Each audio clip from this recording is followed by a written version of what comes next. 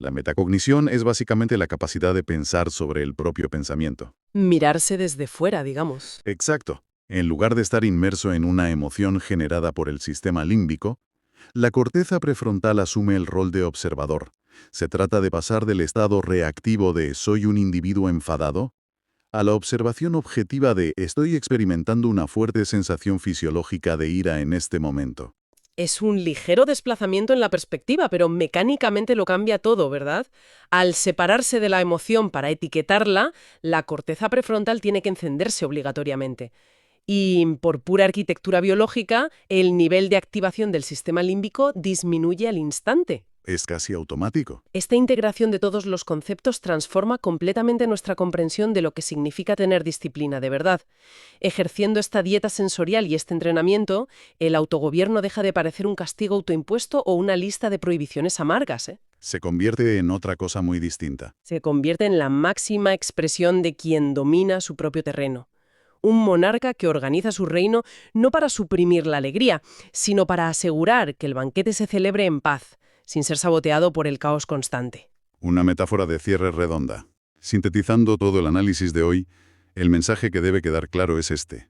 La soberanía personal no es un rasgo estático con el que nacemos o del que carecemos por desgracia genética, ¿vale? No estamos condenados. Para nada. Es un estado neurobiológico profundamente dinámico.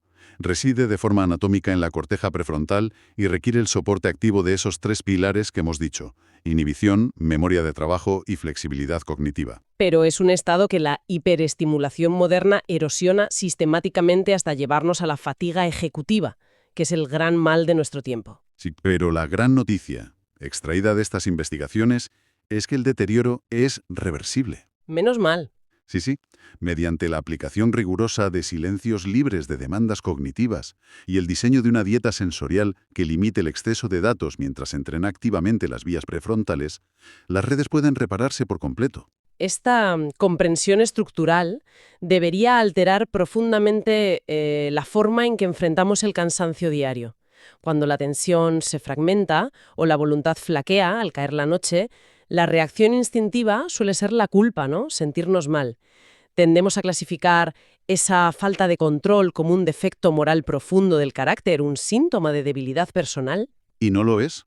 Sustituir ese juicio moral tan severo por la comprensión de que estamos frente a un problema de gestión de ancho de banda cognitivo, pues ofrece un alivio inmenso. Totalmente. Nos devuelve la responsabilidad individual de hacer las cosas bien, pero elimina el peso paralizante de la culpa. Es, digamos, un mapa pragmático para reconquistar el control de los propios objetivos. Un mapa que exige una defensa activa de los sentidos. Hablan de la dieta sensorial. Me encanta ese término. A mí me hace pensar inevitablemente en la dinámica de un buffet libre. A ver, explícate. Pues que si entramos a un restaurante donde hay bandejas ilimitadas de comida a la vista y nuestro instinto evolutivo nos pide calorías a gritos, pues terminaremos comiendo hasta enfermar a menos que nos tapemos los ojos. Totalmente cierto. Con la información y los estímulos, parece que la estrategia hoy en día debe ser exactamente la misma. Limitar drásticamente lo que entra, no por capricho, sino para dar margen de recuperación a los circuitos. Es que el problema con el buffet moderno de información es que la comida nos persigue por la calle y se mete en nuestros bolsillos a través del móvil. Es un buffet que te persigue, tal cual. Por eso, la dieta sensorial no implica rechazar la información en plan ermitaño, sino gestionar activamente su flujo. ¿Y eso en la práctica cómo se traduce? Significa eliminar las demandas asíncronas innecesarias, desactivar notificaciones del móvil, establecer bloques de tiempo para el trabajo profundo donde, literalmente, la interrupción sea físicamente imposible. Blindarse un poco. Sí, y proteger de forma muy agresiva los momentos de transición, los viajes en metro, las pausas para el café, que habitualmente rellenamos sacando la pantalla por inercia. Es verdad, ya nadie mira por la ventana en el autobús. Y esos pequeños momentos de aburrimiento son, neurológicamente hablando, oasis de silencio cognitivo donde la corteza prefrontal reposta energía. Claro, sin esa dieta sensorial, pues el dique vive en un estado de estrés crónico y nunca se reconstruye. Se agrieta y acaba rompiéndose cada noche. Pues mira, todo este esfuerzo de aislarse, hacer dietas sensoriales y blindar la mente suena francamente agotador. Y aquí es donde me voy a poner en el papel de abogado del diablo un momento. Adelante, a ver. Porque culturalmente tenemos una visión muy arraigada sobre el control. Creemos que la inhibición constante y la planificación extrema matan la espontaneidad y la alegría de vivir. Ya la famosa pérdida de libertad. Claro, se asocia la libertad con el dejarse llevar por el momento, el fluir. Toda esta estructura arquitectónica de autogobierno, de inhibir y filtrar estímulos sin parar, Ajá. ¿no corre el riesgo de convertir la vida en una especie de prisión mental súper controlada, donde no hay espacio para la sorpresa o el placer instintivo? Es una preocupación muy natural, te entiendo. Pero fíjate que la filosofía del comportamiento que subyace a todos estos textos argumenta exactamente lo contrario. ¿Ah, sí? Sí, utilizan un concepto latino muy interesante, el de dominus, que significa el dueño o señor de su propia casa. Dominus, vale. El objetivo de fortalecer la corteza prefrontal no es el ascetismo punitivo, ¿eh? No se trata de eliminar el placer y sufrir. El placer es el motor de la existencia. Entonces, ¿qué cambia? Que hay que diferenciar la calidad de ese placer. Sin el control ejecutivo, lo que tú llamas espontaneidad suele ser en realidad una ilusión. ¿Una ilusión? Claro, reaccionar a la notificación de una red social y perder 2 horas haciendo scroll en el sofá no es una decisión libre y espontánea. Visto así. Es ser un autómata ejecutando un programa que ha sido diseñado por otra persona en Silicon Valley para extraer tu atención. Ostras, es verdad. Eres el muñeco de otro. Exacto. Cuando el sistema límbico gobierna sin oposición, somos esclavos del estímulo más ruidoso de la habitación. Y ese placer es muy barato, es reactivo y habitualmente te deja con arrepentimiento. O sea que el control no elimina el placer, sino que eleva su calidad. Selecciona lo que de verdad vale la pena. Eso es. Es la diferencia entre un placer efímero y destructivo y lo que estas fuentes llaman un placer soberano. Un placer soberano. Me gusta cómo suena. Una corteza prefrontal robusta actúa como un filtro exquisito. Te permite rechazar la gratificación instantánea y vacía para poder invertir esa atención en objetivos que generan un goce profundo y duradero. Como, no sé, mantener relaciones significativas o aprender algo complejo. O la creación artística, sí. Con el autogobierno no vivimos en una prisión, nos convertimos en los arquitectos de nuestro propio deleite. Ya no somos arrastrados por la ola del entorno. Exacto, aprendemos a surfearla, nosotros cabalgamos el impulso no nos cabalga a nosotros. Esa es la verdadera definición, tanto neurológica como filosófica, de la libertad. Madre mía, qué cambio de perspectiva tan radical.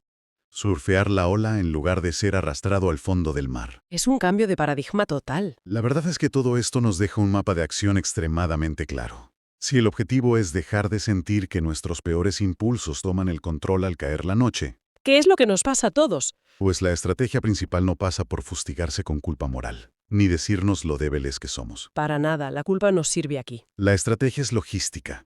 Es proteger el dique de contención limitando implacablemente los estímulos irrelevantes a lo largo del día. Cultivar esas dietas sensoriales y espacios de silencio genuino. Donde el cerebro no tenga que evaluar ni decidir nada, ni siquiera qué vídeo ver a continuación. Exacto. Ejercitar el control consciente y organizar nuestro entorno para que ser dueños de nuestra propia casa mental no requiera un esfuerzo sobrehumano. Eso es. Y mira, para cerrar esta charla, si alejamos un poco el foco y miramos el panorama general, creo que la ciencia nos obliga a hacernos una pregunta muy seria. A ver. Una que va mucho más allá de nuestra fatiga personal a las 8 de la tarde. Hemos establecido que el agotamiento de la corteza prefrontal nos devuelve inevitablemente a los instintos rápidos, tribales y a menudo agresivos del sistema límbico, ¿verdad? Sí, volvemos a ser animales reactivos. Pues hoy en día habitamos en una arquitectura social permanentemente hiperestimulada y cognitivamente exhausta a nivel global. Todos estamos agotados todo el tiempo. Y lo que resulta verdaderamente inquietante es plantearse si gran parte de nuestros conflictos actuales, desde la agresividad implacable que vemos cada día en las redes sociales hasta la polarización política extrema, Ostras, ¿por dónde vas? no serán más que el resultado directo de miles de millones de sistemas límbicos chocando brutalmente entre sí, simplemente porque nuestras cortezas prefrontales colectivas están demasiado cansadas para intervenir. Madre mía. Es una reflexión para dejar a quienes nos escuchan dándole vueltas un buen rato. Nuestras cortezas prefrontales colectivas pidiendo un respiro a gritos. Un silencio urgente a nivel social, diría yo. Es, digamos, un mapa pragmático para reconquistar el control de los propios objetivos. un mapa que exige una defensa activa de los sentidos. Y bueno, para cerrar este profundo recorrido por la soberanía biológica, conviene dejar planteada una última reflexión. Una pregunta que surge naturalmente de cruzar estos textos. A ver, adelante. Si nuestra corteza prefrontal es el centro de mando que moldea nuestro destino, y resulta que nuestro entorno sensorial tiene la capacidad de alterar físicamente esa misma corteza, la gran pregunta es, ¿quién o qué está diseñando realmente el futuro humano? Si el diseño del entorno sensorial se externaliza por completo. Uf, esa es una pregunta de mucho peso. Es que cuando el entorno visual, auditivo e informativo está mediado por plataformas algorítmicas que están meticulosamente calibradas para agotar el ancho de banda y puentear el control ejecutivo, el individuo pierde mucho más que el tiempo, ¿eh? Pierde soberanía. Sin duda. Si se entrega a la puerta del castillo sin ofrecer resistencia biológica, la gran incógnita que queda flotando en el aire es ¿de quién es realmente el reino? Una interrogante fundamental, la verdad, para intentar asegurar que la razón siga sentada en su lugar legítimo. Desde luego. Y bueno, habrá que empezar por asegurar que nuestro pobre controlador aéreo reciba de una vez por todas su merecido descanso. El cerebro humano a las 8 de la tarde es literalmente un órgano distinto al de las 8 de la mañana. Totalmente distinto, sí. Y mucho más vulnerable, además. Exacto. Pensemos en una situación que, vamos, estoy seguro de que es verdaderamente universal para quienes nos escuchan. Llega el final del día. Ajá. Físicamente no ha habido un esfuerzo extremo, ¿eh? Nadie ha corrido una maratón. Pero la sensación de agotamiento mental es total. Ya, una fatiga absoluta. Y en ese preciso momento, las decisiones empiezan a descarrilar. En lugar de leer el libro que estaba planeado, pues uno acaba haciendo ese scroll infinito, consumiendo contenido basura en el móvil durante horas. O surge una discusión absurda por algo sin la más mínima importancia. Tal cual. Es como si, no sé, una parte racional de la mente simplemente hubiera apagado las luces y abandonado el edificio. Dejando a cargo a un niño impulsivo, básicamente. Eso es. Y hoy la misión de este análisis a fondo es entender por qué ocurre esto exactamente. Vamos a explorar la biología del autocontrol, cruzando la neurociencia cognitiva con la filosofía del comportamiento. Una combinación fascinante, la verdad. Porque queremos descubrir cómo la mente puede dejar de ser, digamos, esclava de sus instintos y convertirse en arquitecta de su propio destino. Que suene muy poético, pero tiene una base biológica tremenda. Claro. Y todo esto gira en torno a una región muy específica, lo que las fuentes que hemos revisado denominan el trono de la soberanía, o sea, la corteza prefrontal. Exactamente. La joya de la corona evolutiva. Vale, vamos a desgranar esto, porque durante siglos hemos hablado de la fuerza de voluntad casi como si fuera, no sé, un rasgo espiritual o una virtud del carácter, ¿no? Sí, como algo místico o moral. Pero al revisar toda esta literatura científica, me surge una duda fundamental. ¿Deberíamos empezar a ver la fuerza de voluntad más bien como un músculo físico que simplemente se queda sin combustible? Pues, a ver, la evidencia científica apunta exactamente en esa dirección mecánica. ¿Así? ¿Tan literales? Sí, sí. La soberanía personal, esa capacidad de dirigir la propia conducta, no es poesía ni filosofía abstracta. Es una realidad anatómica cuantificable. O sea que se puede medir y ver en un escáner. Tal cual. Y está localizada físicamente en esta corteza prefrontal que mencionabas. Pero para entender el conflicto real, hay que mirar un poco la evolución. A ver, cuéntame. Esta corteza prefrontal es la región de más reciente aparición en el cerebro humano. Es súper sofisticada, pero también es lenta. Vale. Y debajo de ella, en las profundidades evolutivas, opera el sistema límbico, que es nuestro centro emocional. El cerebro más animal, digamos. Exacto. El sistema límbico es rápido, intenso y profundamente irracional, porque su diseño original es la supervivencia pura y la búsqueda inmediata de recompensas. Claro, si hace 100.000 años veíamos un fruto dulce, pues no te parabas a pensar en la dieta, ¿no? Para nada. O si escuchabas un ruido en la maleza, el sistema límbico ordenaba actuar en milisegundos, huir o luchar. Lógico. Pues frente a este torrente de impulsos animales, la corteza prefrontal opera bajo una lógica completamente opuesta, que es la lógica de la inhibición. Entiendo. O sea, la corteza prefrontal tiene que intervenir activamente para cancelar esas órdenes de supervivencia o de placer inmediato. Eso es. Tiene que decir un no rotundo. Fíjate que las fuentes que manejamos para esta inmersión utilizan expresiones muy visuales para esto. Hablan de un dique de contención o de un director de orquesta. Me gustan ambas analogías. Es esa voz interna que, cuando parece el deseo repentino de comer algo insano, no sé, de gritar en medio del atasco, simplemente interviene y dice, espera un momento. Y esa espera, aunque parezca mentira, requiere un esfuerzo físico real para el cerebro. A eso iba, no es gratis, ¿verdad? No, que va. Requiere un gasto masivo de energía. Concretamente, consume muchísima glucosa y oxígeno. Madre mía. O sea que pensar consume literalmente calorías de forma agresiva. Exacto. No es un interruptor mágico que apagas y enciendes. Cuando el sistema límbico lanza una señal de alerta o de deseo, la corteza prefrontal tiene que generar y enviar impulsos eléctricos inhibitorios hacia abajo. Para aplastar esa reacción, por así decirlo. Sí, para suprimirla. Y para lograr este control ejecutivo, la literatura neurológica detalla que este director de orquesta se apoya en 3 pilares fundamentales. A ver, ¿cuáles son? El primero es la inhibición de respuesta, que es literalmente el freno biológico ante el impulso inicial. Vale, el freno. ¿Y el segundo?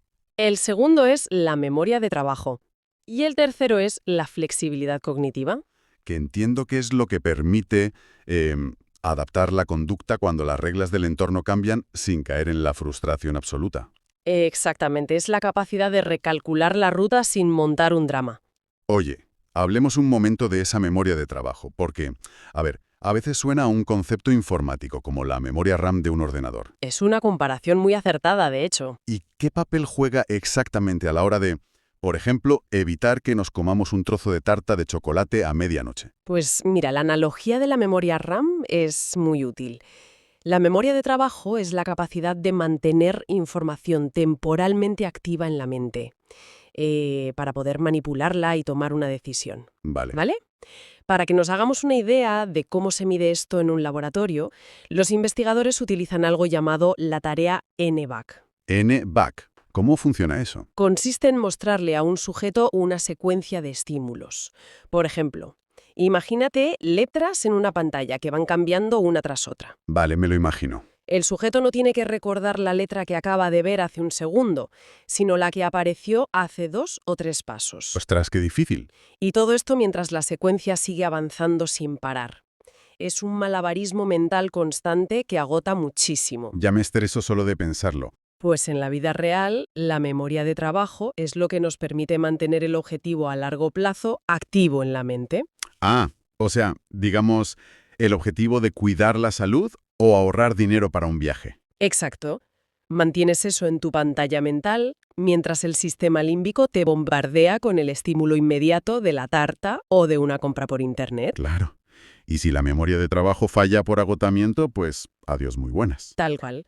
El objetivo a largo plazo desaparece de la pantalla mental y el impulso gana la partida. Si tratamos de visualizar esta dinámica biológica completa, me viene a la cabeza la idea de un coche en movimiento, ¿sabes? A ver, El sistema límbico sería el motor, totalmente revolucionado, acelerando a fondo y buscando siempre avanzar hacia cualquier cosa que parezca gratificante en el momento. sí, sin pensar en las consecuencias. Y la corteza prefrontal serían los frenos y el volante. Desgasta a lo largo del viaje diario. El destino no es el que habíamos planeado en el mapa, Para nada. sino un accidente caótico en la primera curva que aparezca a las 8 de la tarde. Es una buena imagen, pero el problema con la analogía del coche es que asume que el conductor y el vehículo son entidades separadas. Y no lo son. En el cerebro, el conductor también se fatiga. La corteza prefrontal no solo pisa el freno a lo bruto, también organiza la realidad. Claro, como el director de orquesta que decíamos antes. Eso es, establece las reglas de comportamiento y coordina esa inhibición para que las acciones tengan un sentido en el futuro.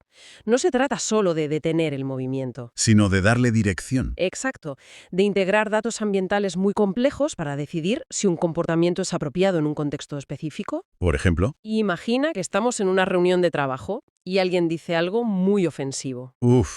el sistema límbico querría saltar al cuello de esa persona. Literalmente. Pero la corteza prefrontal frena el insulto de vuelta, evalúa las consecuencias sociales, recuerda las normas de la empresa y, en milisegundos, formula una respuesta diplomática. Y todo eso, claro, tiene un coste metabólico altísimo. Altísimo, te deja exhausto. Y aquí es donde la ciencia choca de frente con nuestra realidad diaria. Porque si cientos de miles de años de evolución han creado esta maquinaria de autogobierno tan perfecta, Sí. la pregunta obvia es por qué hoy parece más difícil que nunca mantener el control. Y llegados a este punto de las fuentes, pasamos del mecanismo interno al entorno externo. Totalmente. Nos adentramos en la era de la hiperestimulación. Y ese es el núcleo de la crisis cognitiva contemporánea, te lo aseguro. Vivimos en un entorno para el cual nuestro sistema evolutivo no está calibrado en absoluto. Porque en la naturaleza los estímulos eran pocos, ¿no? Claro, los estímulos relevantes eran muy escasos. Un depredador, comida, peligro. Hoy, sin embargo, el entorno exige que cualquier evento externo pase por la aduana de la corteza prefrontal para ser evaluado. Ostras, la aduana.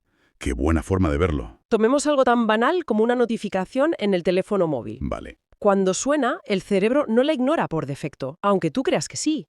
El sistema límbico detecta una novedad y lanza una señal de alerta. Como si fuera un crujido en la selva. Exacto.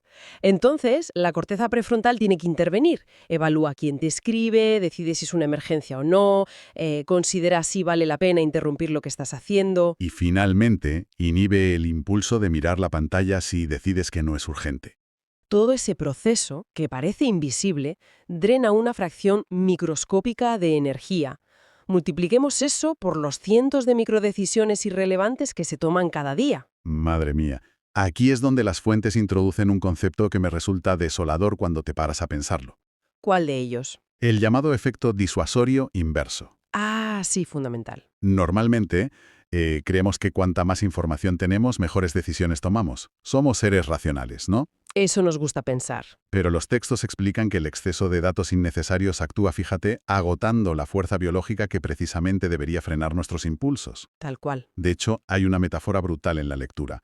Describe cada pequeña distracción digital, cada ruido innecesario como una pedrada contra nuestro dique prefrontal. Es un concepto clave. Sí. Esas pedradas rompen la estructura. Porque, a ver, la arquitectura funcional de la cognición es rítmica. Rítmica. ¿A qué te refieres? Para que la corteza prefrontal mantenga a raya el sistema límbico, necesita una coordinación súper precisa de ondas cerebrales entre diferentes regiones del cerebro. Como una danza muy bien ensayada. Exacto. Y la hiperestimulación constante fragmenta esos ritmos. El efecto disuasorio inverso ocurre cuando esta sobrecarga de información colapsa por completo el sistema ejecutivo. O sea, se satura. Se satura. En lugar de procesar los datos para frenar una mala decisión, la corteza entra en una parálisis por análisis y simplemente claudica, se rinde. ¿Ostras? En los estudios de laboratorio, esto es fácilmente observable y muy medible.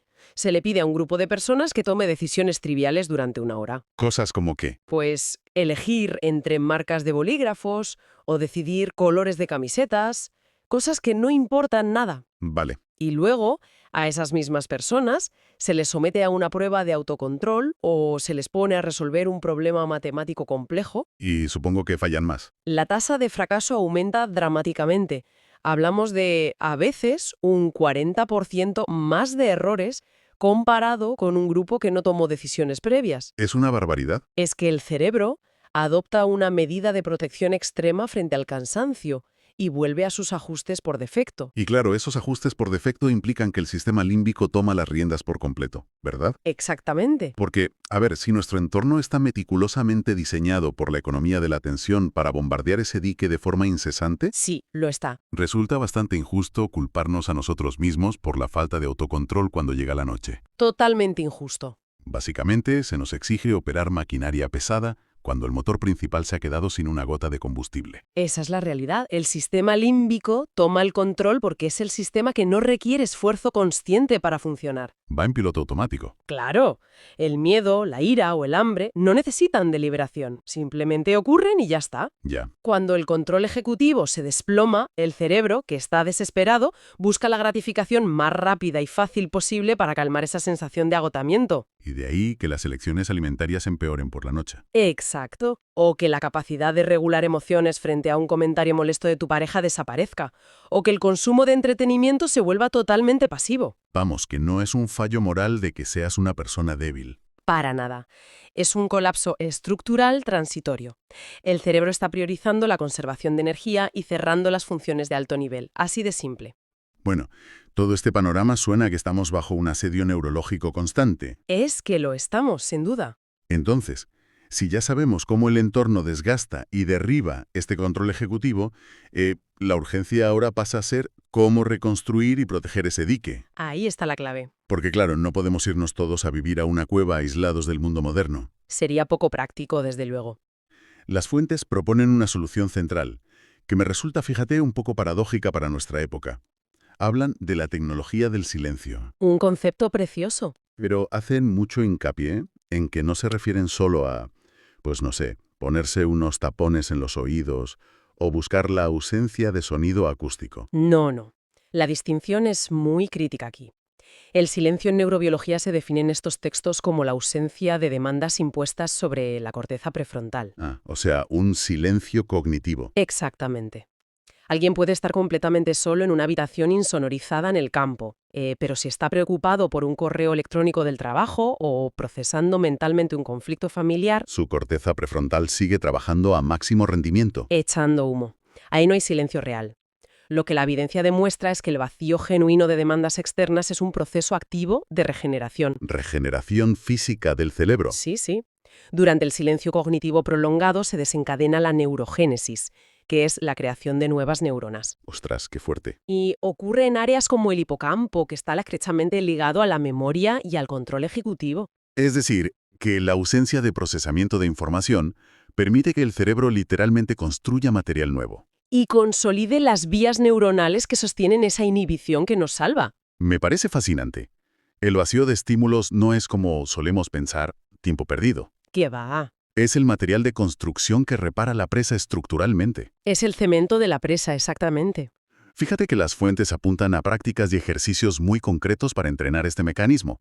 Por ejemplo, mencionan de nuevo las tareas de stop signal, que me han llamado mucho la atención. Son muy interesantes, sí. ¿Cómo funciona exactamente esto de entrenar el freno a nivel clínico en un laboratorio? Pues mira, una tarea de stop signal es un ejercicio de inhibición pura y dura. Se le pide a una persona que presione un botón lo más rápido posible cada vez que vea una flecha verde en una pantalla. Vale, flecha verde, presiono botón. Eso, genera un hábito motor rapidísimo. Tu cerebro se acostumbra. Pero de vez en cuando, justo milisegundos después de que aparezca la flecha verde, suena un tono auditivo. Un pitido. Sí, un pitido. Ese tono es la señal de alto. Y el sujeto debe abortar inmediatamente el movimiento de presionar el botón que ya había iniciado. Ostras, tienes que frenar en seco cuando ya ibas lanzado. Exacto. Lo que se mide ahí es el tiempo de reacción de la señal de parada.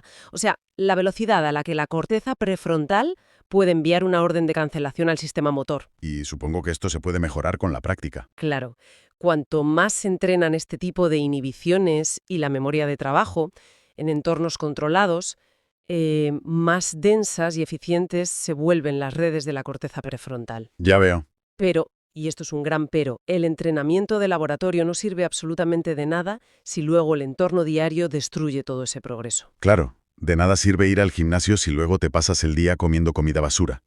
Y para adaptar el entorno, los textos utilizan un término que resulta muy descriptivo.